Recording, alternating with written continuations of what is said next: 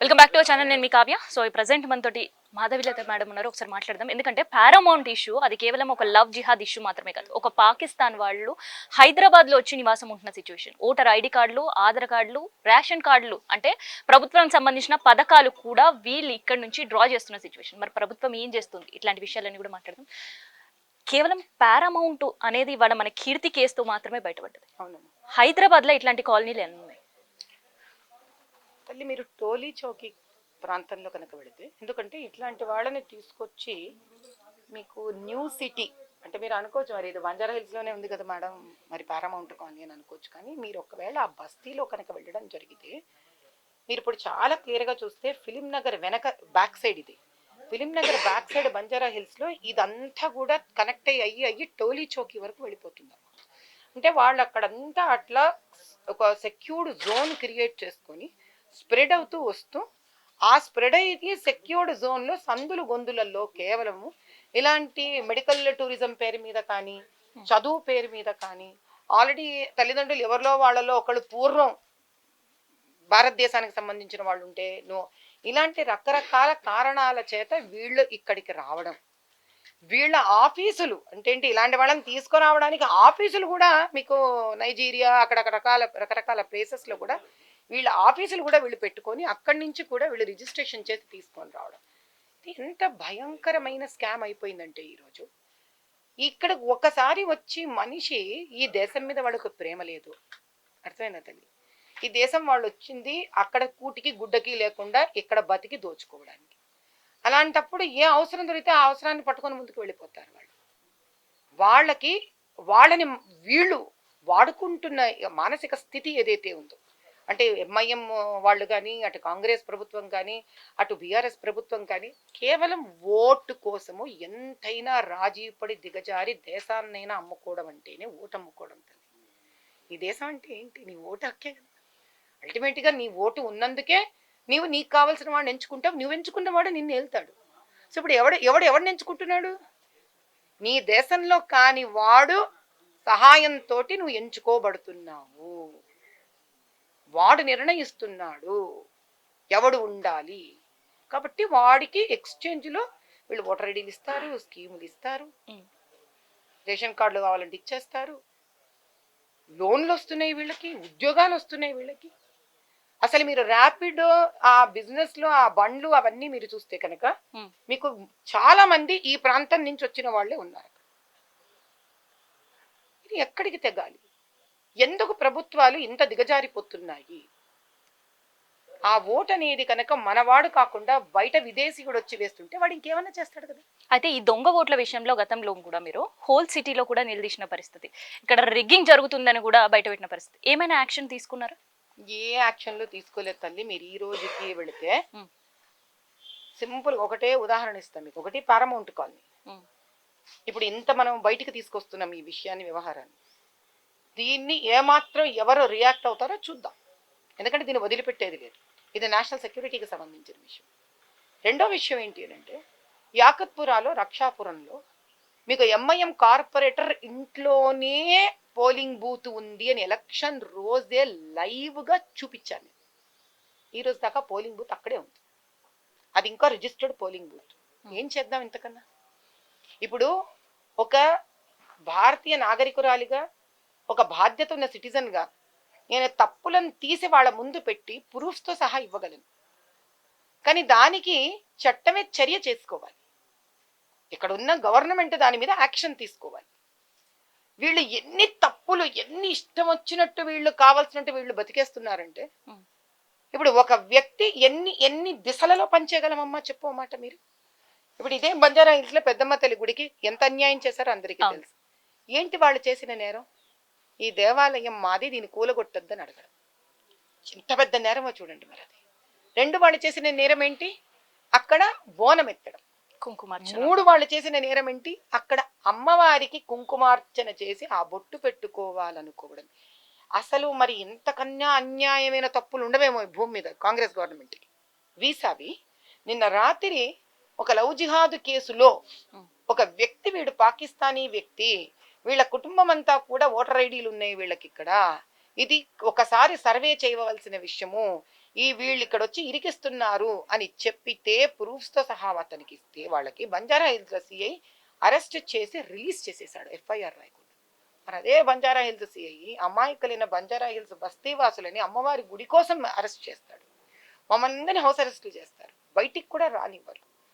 China కన్నా భయంకరంగా ఉంది ప్రభుత్వం. కానీ చైనా ఎదుగుతోంది, ఇది ఎదగదు, అప్పుల పాలు చేస్తుంది, మమ్మల్ని జైళ్ల పాలు చేస్తుంది. దొంగలని, విదేశం నుంచి వచ్చిన వాళ్ళని అరెస్ట్ చేయకుండా వదిలేస్తుంది. ఏం చేయాలి? ఇది ఎవరికి తెలియట్లేదు. ఓపెన్గా లేదా? ఇప్పుడు ఇది ఓపెన్గా వచ్చిందా లేదా? అదే విధంగా మీకు సికింద్రాబాద్లో అప్పుడు ముత్యాలమ్మ కూడా అలా చేశారు. అప్పుడు నేను ఇలాగే ప్రెస్ మీట్ పెట్టి అన్ని ఓపెన్గా చెప్పాను. ఏమని? ఎదురు ఒక హోటల్ ఉంది, ఆ పక్కన మస్జిద్ పర్మిషను ఇల్లీగల్గా పర్మిషన్ ఇచ్చారు. ఎందుకు ఇచ్చారు మస్జిద్ పర్మిషను? అది మస్జిద్ పర్మిషన్ ఇవ్వాల్సిన ప్లేస్ కాదు, అది ఇల్లీగల్ గా కట్టారు ఆ మస్జిద్. అక్కడ ఇచ్చాను నేను, అయిపోయింది, కేసు క్లోజ్ అయిపోయింది. ఎవరికి ప్రభుత్వం అంటే ఇప్పుడు నువ్వు రోజు ఎన్ని చుట్టూరా పరిగెత్తుతుంటావు? ఒక మనిషి ఒక జీవిత కాలంలో ఇప్పుడు నీకు ఎస్సీ బస్తీలలో ఇండ్లు లేవు, ఊగితే కింద పడిపోతుంది. ఎస్టీ బస్తీలో ఇల్లు ప్రామిస్ చేశారు, దానికోసం పోతే జిహెచ్ఎంసీ చుట్టూరా తిప్పుతున్నారు. పంచలింగాల గుడి కబ్జా కొట్టారు. ఇప్పుడు ఒక మాధవిలతే నీ ముందు 9 ప్రాబ్లమ్స్ చెప్పింది. ఏం చేద్దాం? ఎన్ని చుట్టూరా తిరుగుతాం? అంటే సర్కార్కి ఏమి ఇంట్రెస్ట్ ఎందుకు లేదు అంటే, నేను ఈరోజు ఓపెన్గా చెప్తున్నాను, వాళ్ళు గెలిచే మార్గాలను వాళ్ళు దొంగ ఓట్లతో తెచ్చేసుకున్నారు. అయితే ఇక్కడ దొంగ ఓట్లు అనేది ఇవాళ సంచలనంగా మారుతుంది. రాహుల్ గాంధీ చెప్పిన ప్రకారం కేవలం బీహార్లోనేనా, తెలంగాణలో కూడా ఓట్ చోరీ జరిగిందా? దొంగ ఓట్లు కూడా సంఖ్య ఉందా? తెలంగాణలో ఉందని పోయిన సంవత్సరమే కదా తల్లి నేను విపరీతంగా చూపించాను. ఇప్పుడు నిన్న జరిగిన వ్యవహారం కూడా పారామౌంట్ కాలనీ అదే కదా నేను చెప్తున్నది. ఇప్పుడు ఇది దొంగ ఓట్లకే నిదర్శనం కదా. రాహుల్ చెప్పే దొంగ ఓటు వాళ్ళ కాంగ్రెస్ గవర్నమెంట్ కర్ణాటక, నేను చెప్పే దొంగ ఓటు కాంగ్రెస్ గవర్నమెంట్ తెలంగాణ. అంటే ఇక్కడ ఎలక్షన్ కమిషన్ కంప్లీట్ ఫెయిల్యూర్ అనొచ్చా దొంగ ఓట్ల విషయంలో? మళ్ళీ మీరు అదే మాట్లాడుతున్నారు. ఎలక్షన్ కమిషన్ ఏం చేస్తుంది? 5 ఏళ్ళు పనిచేది ఎలక్షన్ కమిషన్. ఎలక్షన్స్ ముందు మాత్రమే దానికి ఒక సిస్టమ్ ఉంటుంది. ఆ సిస్టమ్ ద్వారా కూడా అది ఎలా పనిచేస్తుంది? సెంట్రల్ ఎలక్షన్ కమిషన్ ఆఫీస్ వాళ్ళు ప్రతి స్టేట్ వాళ్ళ ఇన్ఫ్రాస్ట్రక్చర్ అంటే ఏ గవర్నమెంట్ ఉంటుందో ఆ గవర్నమెంట్కి బాధ్యతలు అప్పు చెప్తుంది. ఈ లిస్ట్ చేసి ఇవ్వండి మాకు. చెయ్యవలసింది చివరికి స్టేట్ గవర్నమెంటే. స్టేట్ గవర్నమెంట్ గడ్డి తినే గవర్నమెంట్ అయితే అది గడ్డి తిని రిపోర్ట్ సెంట్రల్ గవర్నమెంట్కి మన ఎలక్షన్ కమిషన్కి పంపిస్తుంది. ఎలక్షన్ కమిషన్ ఎవరినైతే రిప్రజెంటేషన్గా పెడుతుందో స్టేట్ నుంచి తీసి పెడుతుంది. మరి ఇక అంత చదువుకున్న ఐఏఎస్ ఆఫీసర్లు ఐపీఎస్ ఆఫీసర్లు మోసం చేస్తుంటే ఇంక దీనికి ఏం చేయాలి? గవర్నమెంట్ స్టేట్ గవర్నమెంట్ కలిసిపోయినప్పుడు నువ్వు ఏం చేస్తావమ్మా? కంచె చేయని వేస్తే ఏం చేస్తావు నువ్వు? ఇంకా అంతే, నువ్వు గవర్నమెంట్ని మార్చుకోవడానికి పోరాడాల్సింది అంతే. ఒక పక్క బీజేపీ పార్టీలో చేరే వాళ్ళకి రాజసింగ్ గారు హెచ్చరికలు జారీ చేస్తున్నారు. ఒకసారి ఆలోచించుకొని జాయిన్ అవ్వండి, సంప్రదించి జాయిన్ అవ్వండి, లేదంటే మీరు మోసపోతారు అని. ఏంటి ఆ హెచ్చరికల వెనుకల సార్? నేను అసలు హెచ్చరిక వినలేదమ్మా, వినని దాని గురించి నేను మాట్లాడను. ఇప్పుడు మీరు చెప్పారు కదా, వెళ్ళి వీడియో వింటాను ఒకసారి. డన్. సో నెక్స్ట్ ఎక్కడి నుంచి మరి పోటీ చేయబోతున్నారు మాధవిలత గారు? ఎందుకు అర్జెంటుగా ఇప్పుడు ఎక్కడి నుంచి నేను ఎందుకు పోటీ చేయాలి? నేను ఇప్పుడు పోరాటం చల్లిపోదా తల్లి? పోరాటాల మీద పోరాటం, రోజుకో విషయం వస్తుంది.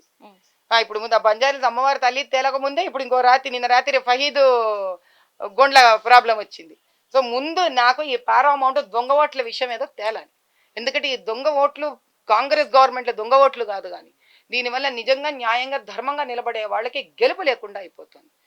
This is the most important thing. ఎందుకంటే మీకు దొంగ ఓట్లతో, రిగ్గింగులతో, బూత్ క్యాప్చరింగ్లతో గెలుస్తున్న గెలుపులో మాధవిలత ఎక్కడ నిలబడితే ఏం వాల్యూ ఉందమ్మా? ఓ మాట చెప్పండి మీరు. ఏంటి ప్రజాస్వామ్యానికి విలువే ఉంది? ఎన్నికల చట్టానికి ఇంక విలువే ఉంది? రాజ్యాంగానికి ఇంక విలువే ఉంది? అసలు ఓట్ల మీద ఓట్లు నువ్వు డబ్బులు పెట్టన్నా కొనుక్కుంటావు, దొంగ ఓట్లన్నా వేసి గెలుచుకుంటావు, బూత్ క్యాప్చర్ చేసుకున్నా గెలుచుకుంటావు. ఇంకా ఆ పాడడానికి ఎలక్షన్ కండక్ట్ చేసుకోవడం ఎందుకు? మీరే డిక్లేర్ చేసుకోండి మేము గెలిచిపోయామని, సరిపోయింది. నా టైం మిగిలిపోతుంది, నాకు సోషల్ సర్వీస్ చేసుకుంటాను. సో మాధవిలత అంటే ఫైర్ బ్రాండ్, ప్రతి సమస్యకు ముందు ఉంటున్నారు. సో పెద్దమ్మ తల్లి టెంపుల్ గురించి ఏమనుకుంటున్నారు అసలు? ఎందుకంటే అక్కడ చాలా స్ట్రిక్ట్ గా రిస్ట్రిక్షన్స్ ఉండే, అమ్మవారి విగ్రహం కూడా తీసుకొని బయట ఫిలింనగర్ లో పెట్టారు. అంత మొత్తం బస్తీలు ఎక్కడైతే 300 కన్నా ఎక్కువ ముస్లింలు ఉంటారో పారామౌంట్ కాలనీ వెనకనే తీసుకెళ్లి పెట్టారు. ఏం లేదమ్మా, పోరాటం న్యాయం జరిగే వరకు జరుగుతూనే ఉంటుంది. లవ్ జిహాద్ మాత్రమేనా, లేదంటే హిందూ పండుగల పైన ఎకనామిక్ జిహాద్ కూడా జరుగుతుంది అంటే ఏంటి మీ ఉద్దేశం? అంటే రీసెంట్గా జరిగి ఒక వినాయక విగ్రహాలకు సంబంధించిన విషయాల్లో కావచ్చు, వినాయక చవితి ఆసనం అవుతున్న సందర్భంలో వినాయక విగ్రహాల తయారీ కావచ్చు, దళారులుగా వ్యవహరించి ముస్లింలే దాన్ని రేట్ ఎక్కువ చేసి అమ్మడం కావచ్చు, మిగతా పూజా సామాన్ అంతా కూడా ముస్లింలే దీనిపైన పైచేయి సాధిస్తున్నారు అనే వాదన వినిపిస్తుంది విహెచ్పి నుండి. నిజంగానే ఎకనామిక్ జిహాద్ జరుగుతుందా హిందూ పండుగలపై? అంటే మీ ఉద్దేశంలో హిందూ పండగల మీద ఈ ఎంఐఎం కానీ సోకాళ్ళు ముస్లిం దళారీలు కానీ తెలంగాణ వాళ్ళకి విగ్రహాలు చేసే అవకాశం, విగ్రహాలను అమ్ముకునే అవకాశం, వినాయక చవితుల మీద వాళ్ళ భోజనం వాళ్ళ తిండి వచ్చేదాన్ని వాళ్ళు పొట్టగొడుతున్నారు అని అంటున్నారు మీరు. కాబట్టి ఈ ప్రశ్నకు మంచి కమ్యూనిస్టులు లెఫ్టిస్టులు మీకు ఆన్సర్ ఇస్తారమ్మా. ఎందుకంటే వీళ్ళకి ఇలా తెలంగాణ బీద ప్రజలకి విగ్రహాలు తయారు చేసే హక్కు, విగ్రహాలు అమ్మే హక్కు, విగ్రహాల మీద వాళ్ళ తిండిని తెచ్చుకునే హక్కును కొడుతున్న ఎంఐఎం తొత్తులదా పనిచేస్తున్న కొంతమంది ముస్లిం దళారీలు, వాళ్లకు సహాయం చేస్తున్న కాంగ్రెస్ వీళ్ళకి కనిపించట్లేదు. కాబట్టి ఈ ప్రశ్న మీరు నన్ను వేసేదానికన్నా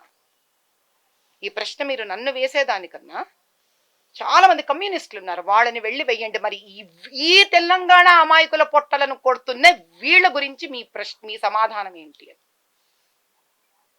ఎందుకంటే అందరూ భారతీయులు, హిందువులు అందరూ కలిసి ఉండాలి అని నేను అన్నప్పుడు మాకెందుకు మరి మళ్ళీ ఇప్పుడు మా రాష్ట్రానికి వచ్చి మా పొట్టను కొడతారా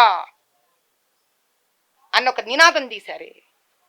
మరి ఎంఐఎం దుండగులు, కాంగ్రెస్ దుండగులు, ముస్లిం దళారీలు హిందూ పండుగల మీద తెలంగాణ హిందువుల పొట్టలు కొట్టచ్చా? ఇది సమాజమే సమాధానం ఇవ్వాలి, మాధులత ఇవ్వాలి. సో ఇదనమాట మొత్తానికి ఒక పక్క లవ్ జిహాద్కి సంబంధించి కావచ్చు, లేదంటే ఎకనామిక్ జిహాద్కి సంబంధించి కావచ్చు, దొంగ ఓట్లకు సంబంధించిన ఇన్ఫర్మేషన్.